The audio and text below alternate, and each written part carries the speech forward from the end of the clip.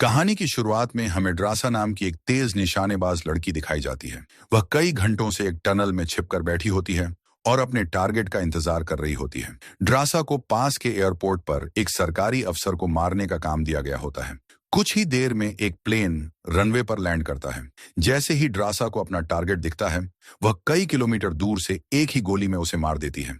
वह इतना सफाई से काम करती है कि वहां मौजूद गार्ड्स को भी पता नहीं चलता कि गोली कहां से चली। मिशन पूरा करने के बाद ड्रासा अपनी मां की कब्र पर जाती है, जहां उसका पिता पहले से मौजूद होता है। यहां हमें पता चलता है कि जब भी ड्रासा किसी को अपनी राइफल से मारती है, तो वह गोली का खाली खोल अपने पास रख लेती है और बाद में उसे अपने पिता को दे देती है। असल में ड्रासा एक कॉन्ट्रैक्ट किलर होती है, यानी वह पैसों के बदले लोगों को मारती है। अब तक वह कई लोगों की जान ले चुकी होती है। ड्रासा को लोगों को मारना बिल्कुल अच्छा नहीं लगता था, लेकिन अब यही काम उसका पेशा बन चुका था। इसीलिए वह गोली के खाली खोल अपने पिता को दे देती थी, जिससे उसके मन का दर्द थोड़ा कम हो जाता था। ड्रासा अपने पिता से कहती है कि उसे एक नया प्रोजेक्ट मिला है जो पूरे 1 साल तक चलेगा। शायद इस दौरान वह उनसे मिल भी नहीं पाएगी। इस पर उसके पिता कहते हैं कि तुम हर साल आती हो और मुझे कुछ गोलियों के खोल देकर चली जाती हो, लेकिन अगले साल ऐसा नहीं होगा। उसके पिता बताते हैं कि उन्हें कैंसर की आखिरी स्टेज है और अब उनके पास ज्यादा समय नहीं बचा है। अगर आने वाले दिनों में उनकी मौत नहीं हुई तो वे 14 फरवरी वैलेंटाइन डे के दिन खुद अपनी जिंदगी खत्म कर लेंगे। उनकी पत्नी मर चुकी है और ड्रासा भी साल में 1-2 बार ही मिलने आती है, इसलिए यह उनकी आखिरी मुलाकात भी हो सकती है। यह सुनकर ड्रासा की आंखें भर आती हैं। अब कहानी का सीन बदलता है और हमें दूसरा अहम किरदार लेवाई दिखाई देता है। लेवाई की जिंदगी बिल्कुल भी ठीक नहीं चल रही होती। उसे अक्सर डरावने सपने आते हैं और उसे नींद नहीं आती। एक रात बुरे सपने से जागने के बाद लेवाई घर से बाहर निकलकर समुद्र के किनारे चला जाता है। वहां उसे थोड़ा सुकून मिलता है और वह अपनी डायरी में कुछ लिखने लगता है। तभी उसके फोन पर अचानक एक मैसेज आता है, जिसमें एक पता दिया होता है और उसे तुरंत वहां पहुंचने को कहा जाता है। लेवाई बिना देर किए एक मिलिट्री बेस पहुंचता है, जहां उसकी मुलाकात बार्तो नाम की एक लेडी ऑफिसर से होती है। बातचीत से पता चलता है कि लेवाई कोई आम इंसान नहीं, बल्कि एक रिटायर्ड आर्मी ऑफिसर है। वह पहले एक खतरनाक स्नाइपर रह चुका है और अब तक 200 से ज्यादा लोगों को मार चुका है। बार्तो लेवाई से कहती है कि वह उसे एक खास मिशन पर भेजना चाहती है, क्योंकि वह बहुत अच्छा स्नाइपर है और यह काम सिर्फ वही कर सकता है। मिशन पर भेजने से पहले बार्तो लेवाई से एक बहुत जरूरी सवाल पूछती है। वह कहती है, अगर तुम इस मिशन पर गए तो क्या पीछे तुम्हें याद करने वाला कोई होगा? यह सवाल सुनकर लेवाई को थोड़ा अजीब लगता है, लेकिन वह जवाब देता है कि अब इस दुनिया में उसका कोई अपना नहीं है। यह सुनकर लेडी ऑफिसर उससे कहती है कि तुम अपनी तैयारी कर लो। कुछ ही घंटों में तुम्हें मिशन पर भेज दिया जाएगा और वहां तुम्हें पूरे 1 साल तक रहना होगा। इसके बाद लेवाई को बेहोश कर दिया जाता है। जब उसकी आंख खुलती है तो वह खुद को एक हवाई जहाज में पाता है। उसे समझ नहीं आता कि उसे कहां ले जाया जा रहा है और उसका मिशन क्या है। लेवाई पास खड़े एक सैनिक से पूछता है कि हमें कहां ले जाया जा रहा है, लेकिन वह सैनिक कोई जवाब नहीं देता। वह बस इतना कहता है कि अपनी आईडी और घड़ी दे दो, ये तुम्हें मिशन पूरा होने के बाद वापस मिलेंगी। कुछ देर बाद वही सैनिक बताता है कि अब जहाज से उतरने का समय आ गया है। कुछ ही मिनटों में वे एक नो फ्लाइंग जोन में पहुंचने वाले हैं, जहां से आगे जाने की इजाजत नहीं है। वह सैनिक सिर्फ इतना बताता है कि नीचे उतरने के बाद लेवाई को अकेले 32 किलोमीटर उत्तर की तरफ पैदल चलना होगा। वहीं जाकर वह अपनी मिशन वाली जगह पर पहुंचेगा। लेकिन लेवाई के दिमाग में अब भी एक ही सवाल घूम रहा होता है। वह फिर से पूछता है कि आखिर हम जा कहां रहे हैं। इस पर सैनिक जवाब देता है कि उसे यह बताने की अनुमति नहीं है। उसकी वर्दी में माइक्रोफोन लगा है और अगर उसने जगह के बारे में कुछ बताया तो उसे नौकरी से निकाल दिया जाएगा या मार भी दिया जा सकता है। यह सब सुनकर लेवाई की सांसें थम सी जाती हैं। इसके बाद उसे एक पैराशूट दिया जाता है। जैसे ही प्लेन का दरवाजा खुलता है, लेवाई कूद जाता है और सुरक्षित जमीन पर उतर जाता है। लेकिन असली मुश्किल अब शुरू होती है। लेवाई को 32 किलोमीटर का रास्ता पैदल तय करना होता है। चलते चलते पूरे 2 दिन बीत जाते हैं। 2 दिन के लंबे सफर के बाद वह आखिरकार उस जगह पहुंचता है। वह देखता है कि यह इलाका बिल्कुल सुनसान है। यहाँ इंसान तो दूर, कोई पक्षी तक नहीं दिखता। तभी उसकी मुलाकात जेडी नाम के एक आदमी से होती है। जेडी यहाँ 1 साल तक ड्यूटी कर चुका था और अब उसका समय पूरा हो गया था। अब लेवाई उसकी जगह काम संभालने वाला था। जेडी लेवाई को एक वॉच टावर की ओर ले जाता है। टावर के ऊपर पहुंचने के बाद भी लेवाई को समझ नहीं आता कि उसे यहाँ क्या करना है। जब वह जेडी से पूछता है तो जेडी बताता है कि यहाँ एक बहुत गहरी खाई है, जिसे गॉड कहा जाता है। यह खाई बहुत रहस्यमयी है और आज तक कोई भी इसके नीचे तक नहीं पहुंच पाया है। जेडी कहता है कि लेवाई का काम बहुत आसान है, उसे बस इस खाई की निगरानी करनी है। इसके बाद वह यहाँ के सख्त नियम बताता है। वह कहता है कि तुम महीने में सिर्फ एक बार ही हेडक्वार्टर में फोन कर सकते हो, चाहे कुछ भी हो जाए। बाहर की दुनिया से जुड़ने की कोशिश मत करना। ये टावर वेस्ट टावर कहलाता है और इसके सामने ईस्ट टावर है जो रूस की तरफ है। वहां भी एक गार्ड ड्यूटी करता है, लेकिन तुम दोनों के बीच किसी भी तरह का संपर्क मना है। जेडी आगे बताता है कि तुम्हें सिर्फ अपनी ड्यूटी पर ध्यान देना है और हर समय खतरे के लिए तैयार रहना है, क्योंकि यहाँ कभी भी हमला हो सकता है। यहाँ ऑटोमेटिक गन लगी हुई हैं और नीचे बहुत सारी लैंड माइंस भी हैं। अगर गन की गोलियां खत्म हो जाएं, तो उन्हें हमेशा रिलोड रखना। हमले के वक्त ये गन तुम्हारी जान बचा सकती है। आखिरी बात बताते हुए जेडी कहता है कि अगर कभी तेज सायरन की आवाज सुनाई दे तो बिना सोचे समझे वहां से भाग जाना। उसे खुद भी नहीं पता कि ऐसा क्यों कहा गया है, लेकिन पिछले गार्ड ने उसे यही बताया था। लेवाई जेडी की सारी बातें ध्यान से सुन लेता है, लेकिन लेवाई के मन में अब भी एक ही सवाल था। वह जेडी से पूछता है कि आखिर यहाँ ऐसा क्या है जिसकी इतनी कड़ी सुरक्षा की गई है। तभी जेडी एक ग्रेनेड निकालता है और उसे उस गहरी खाई में फेंक देता है। जैसे ही ग्रेनेड नीचे जाकर फटता है, खाई के अंदर से एक डरावनी और अजीब आवाज गूंजने लगती है। वह आवाज किसी इंसान की बिल्कुल भी नहीं लगती। ऐसा लगता है जैसे कोई खतरनाक चीज अंधेरे में छिपी हुई हो। जेडी लेवाई की तरफ देखकर कहता है कि जो आवाज तुम सुन रहे हो वह उन जीवों की है जिन्हें होलोमैन कहा जाता है। ये खतरनाक जीव इसी गहरी खाई के अंदर रहते हैं। तुम्हारी ड्यूटी यही है कि इन क्रिएचर्स में से कोई भी बाहर न निकल पाए।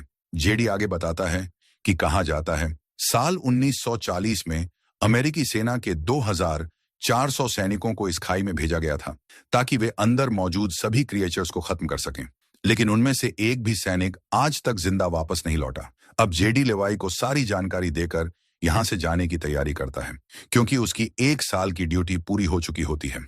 अब अगले 1 साल तक यहां लेवाई को ड्यूटी देनी होती है। जेडी लेवाई को अलविदा कहकर खुशी खुशी वहां से निकल जाता है, क्योंकि वह घर लौटने वाला होता है। लेकिन उसे यह नहीं पता होता कि आगे उसके साथ कुछ बहुत भयानक होने वाला है। लोकेशन से थोड़ी दूर पहुंचने के बाद जेडी जैसे ही सिगरेट पीता है, तभी एक हेलीकॉप्टर उसे लेने आ जाता है। हेलीकॉप्टर से एक रस्सी नीचे गिराई जाती है और जेडी उस रस्सी के सहारे ऊपर चढ़ने लगता है। हेलीकॉप्टर में बैठा एक सैनिक पहले जेडी की पहचान चेक करता है। जैसे ही जेडी अपनी पूरी जानकारी देता है, वह सैनिक अचानक जेडी को गोली मार देता है और फिर उसकी रस्सी काट देता है।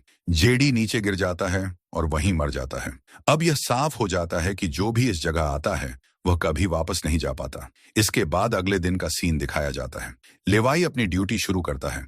वह सबसे पहले यहाँ की रिपोर्ट्स चेक करता है और जिन ऑटोमेटिक गन्स में गोलियां खत्म हो चुकी होती हैं, उन्हें फिर से रीलोड करता है। इसी तरह दिन बीतते जाते हैं और पूरा 1 महीना निकल जाता है। अब लेवाई को यह जगह बहुत बोरिंग लगने लगती है। वह सोचता है कि क्या उसे पूरे 1 साल तक यहाँ बिल्कुल अकेले ही रहना होगा, न किसी से बात, न कोई मनोरंजन। टाइम पास करने के लिए वह अलमारी में रखी किताबें पढ़ने का फैसला करता है। जब वह किताबें निकालता है तो उसकी नजर अलमारी के पीछे वाली दीवार पर जाती है।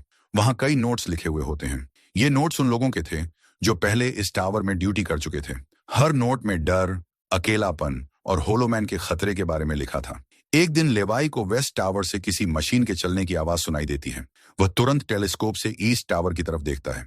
तभी उसे वहां एक लड़की दिखाई देती है। ये लड़की कोई और नहीं बल्कि ड्रासा होती है। उसे उसकी जबरदस्त स्नाइपिंग स्किल्स की वजह से इस टावर पर ड्यूटी दी गई थी। ड्रासा को देखते ही लेवाई उसकी तरफ आकर्षित हो जाता है, लेकिन वह उससे बात नहीं कर सकता क्योंकि यह नियमों के खिलाफ था। उधर ड्रासा को भी पता चल जाता है कि वेस्ट टावर में लेवाई मौजूद है। दिन यूं ही गुजरते रहते हैं। दोनों यही सोचते रहते हैं कि क्या उन्हें एक दूसरे से बात करनी चाहिए या नहीं। कुछ दिनों बाद ड्रासा का जन्मदिन आता है। अकेलेपन से परेशान होकर ड्रासा फैसला करती है कि उसे किसी से बात करनी चाहिए। वह एक व्हाइट बोर्ड की मदद से लेवाई से पूछती है, तुम्हारा नाम क्या है? लेवाई को नियम याद आते हैं और वह लिखता है, नाम बताना मना है। लेकिन ड्रासा मुस्कुराते हुए लिखती है, मेरा नाम ड्रासा है। अब लेवाई भी ज्यादा नहीं सोचता और अपना नाम बता देता है। ड्रासा लिखती है कि आज उसका बर्थडे है और वह खुशी खुशी डांस करने लगती है। फिर वह लेवाई से पूछती है, क्या तुम्हें डांस करना आता है? लेवाई जवाब देता है, नहीं, मुझे बिल्कुल नहीं आता। ड्रासा पूछती है, तो फिर तुम्हें क्या आता है? लेवाई लिखता है, मैं शूटिंग थोड़ी बहुत अच्छी कर लेता हूँ। ड्रासा उसकी शूटिंग स्किल्स चेक करने के लिए अपने टावर पर एक छोटी बोतल रख देती है। लेवाई बिना गलती किए एक ही गोली में बोतल को तोड़ देता है। अब ड्रासा भी पीछे नहीं रहती, वह भी अपनी शूटिंग दिखाती है और लेवाई के टावर में रखी एक छोटी बोतल को बिल्कुल सटीक निशाने से तोड़ देती है। अब लेवाई समझ जाता है कि ड्रासा कोई आम लड़की नहीं बल्कि एक खतरनाक और प्रोफेशनल स्नाइपर है। धीरे धीरे दोनों की बातचीत बढ़ने लगती है और वे एक दूसरे को समझने लगते हैं। लेकिन तभी जब दोनों आपस में बात करने में लगे होते हैं, ड्रासा की नजर अचानक नीचे गहरी खाई की तरफ जाती है। वह देखती है कि नीचे से डरावने जीव, जिन्हें होलोमैन कहा जाता है, तेजी से वेस्ट टावर की तरफ चढ़ रहे हैं। ड्रासा तुरंत लेवाई को चेतावनी देती है, नीचे देखो, तुम्हारी तरफ कुछ खतरनाक जीव आ रहे हैं। लेवाई जैसे ही नीचे देखता है, वह हैरान रह जाता है।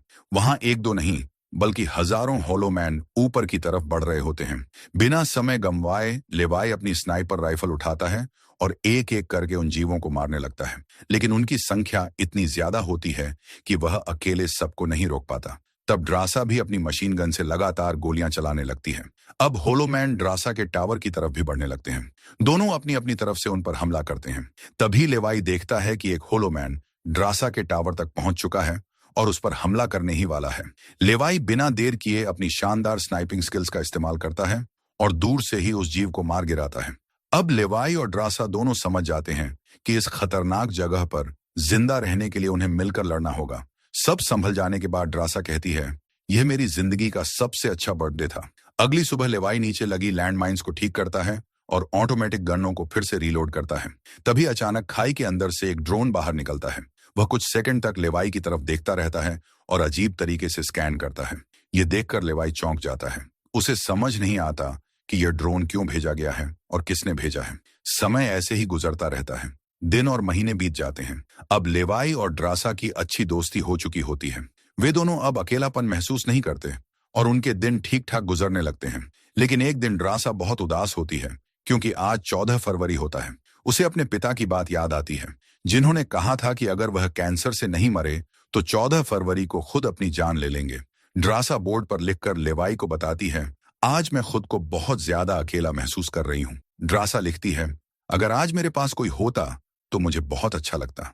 लेवाई भी शुरू से ही ड्रासा से मिलना चाहता था और आज वह खुद को रोक नहीं पाता। वह उससे मिलने का प्लान बना लेता है। लेवाई एक रॉकेट लॉन्चर की मदद से ईस्ट टावर तक पहुंचने का तरीका निकालता है। अगली सुबह वह रॉकेट लॉन्चर से एक मजबूत रस्सी ड्रासा की तरफ फेंकता है। ड्रासा टावर से बाहर आकर उस रस्सी को पास के एक पेड़ से मजबूती से बांध देती है ताकि लेवाई उसी रस्सी के सहारे उसके टावर तक आ सके। लेवाई बिना देर किए रस्सी के सहारे आगे बढ़ता है, लेकिन बीच में जाकर रस्सी का ढलान खत्म हो जाता है, जिससे वह अटक जाता है। अब वह अपने हाथों के सहारे आगे बढ़ता है। करीब आधे घंटे की मेहनत के बाद वह आखिरकार ड्रासा के टावर तक पहुंच जाता है। ड्रासा उसका स्वागत करती है और मजाक में कहती है, तुमसे बहुत पसीने की बदबू आ रही है, पहले नहा लो फिर मुझसे मिलना। यह सुनकर लेवाई हंस पड़ता है और चुपचाप मान जाता है। ड्रासा शरारत करते हुए उसके कपड़े छिपा देती है और सीसीटीवी कैमरे से उसे नहाते हुए देखती रहती है। इसके बाद दोनों साथ बैठकर काफी देर तक बातें करते हैं। ड्रासा लेवाई को अपनी पूरी कहानी बताती है। वह कहती है कि अब इस दुनिया में उसका कोई नहीं बचा। उसके पिता ही आखिरी थे और शायद कल उन्होंने भी अपनी जान दे दी होगी। लेवाई भी उसे अपने बुरे सपनों और आर्मी के दिनों की बातें बताता है। बातों बातों में रात हो जाती है। ड्रासा हल्का सा म्यूजिक चला देती है। दोनों उस म्यूजिक पर डांस करने लगते हैं और धीरे धीरे एक दूसरे के करीब आ जाते हैं। कुछ देर बाद लेवाई मुस्कुराते हुए कहता है, मैंने तुम्हारे लिए एक शायरी लिखी है, जब हम यहाँ से बाहर निकलेंगे तब मैं तुम्हें सुनाऊंगा। अगले दिन लेवाई को वापस अपने वेस्ट टावर जाना होता है। वह ड्रासा को अलविदा कहता है और रस्सी के सहारे वापस लौटने लगता है। ड्रासा उसे जाते हुए देखती रहती है, लेकिन तभी नीचे से कुछ खतरनाक जीव टावर की तरफ बढ़ते दिखाई देते हैं। उनमें से एक जीव नीचे लगी लैंडमाइन से टकरा जाता है और जोरदार धमाका हो जाता है। लैंडमाइन के धमाके से लोहे के टुकड़े हवा में उड़ जाते हैं। उन्हीं में से एक टुकड़ा रस्सी से टकराता है और रस्सी टूट जाती है। रस्सी टूटते ही लेवाई तेजी से खाई में गिर जाता है। लेवाई को गिरता देखकर ड्रासा बिना कुछ सोचे समझे पैराशूट उठाती है और खुद भी खाई में कूद जाती है। नीचे गिरने के बाद ड्रासा तेज बहाव वाली नदी में बहने लगती है। किसी तरह वह नदी से बाहर निकलकर किनारे तक पहुंच जाती है। दूसरी तरफ लेवाई की किस्मत अच्छी होती है। वह सीधे जमीन पर गिरने की बजाय एक बड़े पेड़ पर अटक जाता है। इतनी ऊंचाई से गिरने पर उसे काफी चोटें आती हैं, लेकिन उसकी जान बच जाती है। जब लेवाई को होश आता है तो वह देखता है कि एक बड़ा कीड़ा उस पर हमला करने के लिए बढ़ रहा है। वह खुद को बचाने की कोशिश करता है, लेकिन तभी पेड़ की डाली टूट जाती है और लेवाई नीचे गिर जाता है। नीचे गिरते ही पेड़ की जड़ें उसे पकड़ लेती हैं और उसे जकड़ने लगती हैं। जैसे ही लगता है कि ये जड़ें उसे मार देंगी, तभी वहां ड्रासा पहुंच जाती है। वह तुरंत चाकू निकालकर उन जड़ों को काटने लगती है और लेवाई को आजाद कर देती है। इसके बाद लेवाई और ड्रासा चारों तरफ देखते हैं। हर ओर सन्नाटा और डर का माहौल होता है। तभी अचानक पेड़ों के पीछे से कुछ भयानक जीव निकल आते हैं और उन पर हमला कर देते हैं। दोनों के बीच जबरदस्त लड़ाई शुरू हो जाती है। लेवाई अपनी बंदूक उठाता है और पहली ही गोली एक जीव के सिर में मार देता है।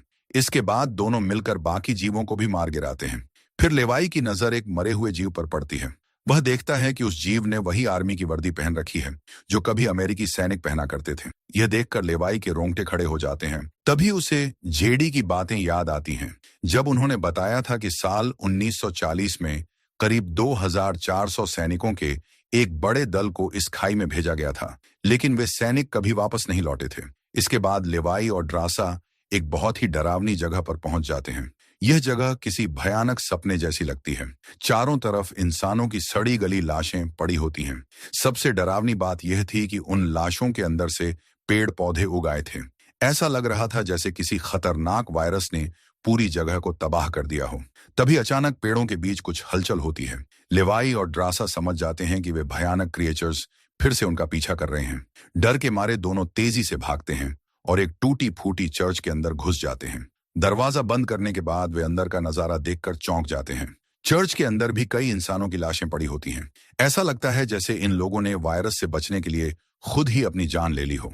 अचानक एक बड़ी मकड़ी ड्रासा पर कूद पड़ती है और उसके साथ कई और बड़ी बड़ी मकड़ियां भी निकल आती हैं। लेवाई और ड्रासा मिलकर मकड़ियों पर हमला करते हैं और उन्हें मार देते हैं। तभी चर्च का दरवाजा टूट जाता है और क्रिएचर्स अंदर घुस आते हैं। अपनी जान बचाने के लिए लेवाई और ड्रासा उन पर गोली चलाते हैं और किसी तरह चर्च से बाहर निकलने में कामयाब हो जाते हैं। बाहर आते ही लेवाई की नजर सामने पहाड़ में बनी एक पुरानी सुरंग पर पड़ती है। दोनों जल्दी से उस सुरंग में घुस जाते हैं। अंदर जाकर उन्हें पता चलता है कि यह कोई सुरंग नहीं बल्कि एक पुरानी लैब है। वहां टूटा हुआ कांच, खराब मशीनें और जंग लगे कंटेनर पड़े होते हैं। इसी जगह लेवाई को एक पुरानी डीवीडी मिलती है। जब वह डीवीडी चलाता है तो स्क्रीन पर एक लड़की दिखाई देती है। वह बताती है कि यहाँ एक गुप्त केमिकल मिसाइल प्रोजेक्ट पर काम हो रहा था और सैकड़ों वैज्ञानिक इसमें शामिल थे। एक दिन वहां भूकंप आ गया और मिसाइल से जहरीला केमिकल लीक हो गया। वह केमिकल हवा में फैल गया और कुछ ही घंटों में लोग वायरस से संक्रमित हो गए। लड़की बताती है कि वह खुद भी संक्रमित हो चुकी है। वह आगे बताती है कि उन्होंने मिलिट्री से कहा था कि इस पूरे इलाके को बम से उड़ा दिया जाए ताकि वायरस न फैले, लेकिन मिलिट्री ने उनकी बात नहीं मानी। वीडियो देखने के बाद लेवाई को वहां एक बिल्कुल नया कंप्यूटर मिलता है। उसे हैरानी होती है कि इतनी पुरानी जगह पर नया कंप्यूटर कैसे हो सकता है। जब वह कंप्यूटर चालू करता है तो वहां की सच्चाई जानकर हैरान रह जाता है। उसे पता चलता है कि डार्क लेक नाम की एक कंपनी यहां काम कर रही है। यह कंपनी संक्रमित लोगों के सैंपल लेकर उन पर एक्सपेरिमेंट करती है ताकि अपने देश के सैनिकों को सुपर सोल्जर बनाया जा सके। इसी वजह से कोई भी देश इस जगह को खत्म नहीं करना चाहता। लेवाई को यह भी पता चलता है कि इस खाई के नीचे एक बहुत बड़ा मिसाइल छुपा है। अगर वह मिसाइल एक्टिव हो गया तो 4.2 किलोमीटर तक की पूरी जगह तबाह हो जाएगी। अब लेवाई और ड्रासा सब कुछ समझ जाते हैं। उन्हें एहसास होता है कि जिसने उन्हें यहां भेजा था वही लेडी बार्तो इस जगह की असली मालिक है और वह इस जगह का गलत इस्तेमाल कर रही है। इस जगह का राज छुपाए रखने के लिए लेडी बार्तो हमेशा ऐसे लोगों को यहाँ ड्यूटी पर भेजती थी जिनका बाहर कोई नहीं होता था। ऐसे लोग जिनके बारे में कोई सवाल न पूछे। 1 साल की ड्यूटी पूरी होते ही उन लोगों को मार दिया जाता था ताकि वे बाहर जाकर इस जगह की सच्चाई किसी को न बता सकें। जेडी के साथ भी यही किया गया था। ये सब जानने के बाद लेवाई और ड्रासा वहां से निकलने लगते हैं। तभी अचानक एक घुड़सवार जैसा भयानक क्रिएचर आता है और ड्रासा को रस्सी से पकड़कर अपने साथ ले जाता है। लेवाई ड्रासा को ढूंढने के लिए इधर उधर भटकता है, लेकिन उसे वह कहीं नहीं मिलती। चलते चलते वह एक ऐसी जगह पहुंच जाता है जहां एक बहुत बड़ी मिसाइल रखी होती है। यही वही मिसाइल थी जिसके बारे में उसे डार्क लेक कंपनी के कंप्यूटर में जानकारी मिली थी। अब लेवाई को सब कुछ साफ समझ आ जाता है। वॉच टावर में पहले तैनात लोग जो कहते थे कि अगर कभी सायरन की आवाज सुनाई दे तो तुरंत यहां से भाग जाना, वे दरअसल इसी मिसाइल की तरफ इशारा कर रहे थे। दूसरी तरफ ड्रासा उस क्रिएचर की पकड़ से खुद को छुड़ाने की कोशिश करती है और किसी तरह आजाद हो जाती है। आजाद होते ही ड्रासा और उस क्रिएचर के बीच भयंकर लड़ाई शुरू हो जाती है। उसी वक्त लेवाई भी ड्रासा को ढूंढते ढूंढते वहां पहुंच जाता है। वह भी तुरंत उस क्रिएचर पर हमला कर देता है। दोनों मिलकर उसे आग लगा देते हैं और आखिरकार उसे मार गिराते हैं। अब दोनों यहां से बाहर निकलना चाहते हैं, लेकिन आगे का रास्ता और भी ज्यादा खतरनाक था। आगे बढ़ते ही वे एक ऐसे इलाके में पहुंचते हैं जहां से निकलना बहुत मुश्किल था। इस जगह पर इंसान और पौधे आपस में पूरी तरह जुड़े हुए थे, जैसे यह किसी भयानक एक्सपेरिमेंट का नतीजा हो। लेवाई और ड्रासा बहुत संभल संभल कर आगे बढ़ते हैं, लेकिन तभी ड्रासा का पैर फिसल जाता है। उसी पल पौधे एक्टिव हो जाते हैं और ड्रासा को कसकर पकड़ लेते हैं, लेकिन यहां लेवाई हिम्मत नहीं हारता। वह पूरी ताकत लगाकर ड्रासा को उन पौधों से छुड़ा लेता है। फिर वह एक बॉम्ब का इस्तेमाल करके पूरे पौधों के सिस्टम को उड़ा देता है। इसके बाद वह ड्रासा को लेकर वहां से बाहर निकल आता है। थोड़ा आगे जाने पर उन्हें एक गैरेज दिखाई देता है, जहां एक जीप खड़ी होती है। दोनों जल्दी से जीप में बैठ जाते हैं और वहां से भागने की कोशिश करते हैं। कुछ दूर जाने के बाद उन्हें एक रस्सी दिखती है जो ऊपर वॉच टावर तक जाती थी, लेकिन तभी वे देखते हैं कि वे खतरनाक क्रिएचर्स भी उनका पीछा करते हुए वहां तक पहुंच चुके हैं। अगर वे हाथों से रस्सी पकड़कर ऊपर चढ़ते तो क्रिएचर्स उन्हें मार देते। इसीलिए लेवाई एक समझदारी भरा फैसला लेता है। वह जीप को रस्सी से बांध देता है ताकि दोनों जीप में बैठे बैठे लड़ सकें और उनके हाथ आजाद रहें। क्रिएचर्स उन पर हमला कर देते हैं और एक भयानक लड़ाई शुरू हो जाती है, लेकिन क्रिएचर्स की संख्या बहुत ज्यादा होती है और वे दोनों पर भारी पड़ने लगते हैं। तभी लेवाई के दिमाग में एक आइडिया आता है। वह जीप के पेट्रोल टैंक से तेल लीक कर देता है और उसमें आग लगा देता है। आग लगते ही सारे क्रिएचर्स जलकर मर जाते हैं। इसके बाद वे जीप की रस्सी काट देते हैं और जीप नीचे गिर जाती है। इस तरह दोनों आखिरकार ऊपर पहुंच जाते हैं। अब उन्हें समझ आ जाता है कि अगर वे यहां 1 साल ड्यूटी भी कर लें, तब भी अंत में उन्हें मार दिया जाएगा। इसलिए वे एक बड़ा फैसला लेते हैं। अब वे इस जगह की रक्षा नहीं करेंगे, बल्कि इसे पूरी तरह तबाह कर देंगे, ताकि भविष्य में कोई और सोल्जर यहां फंस न सके। ड्रासा कहती है कि उसके पास फ्रांस में छुपने की जगह है। वे वहां जाकर शादी करेंगे और नई जिंदगी शुरू करेंगे। लेवाई उसकी बात मान लेता है, लेकिन कहता है कि उसे पहले अपने टावर पर जाना होगा। वह वहां जाकर बॉम्ब लगाएगा और मिसाइल को एक्टिवेट करेगा, जिससे पूरी जगह नष्ट हो जाए।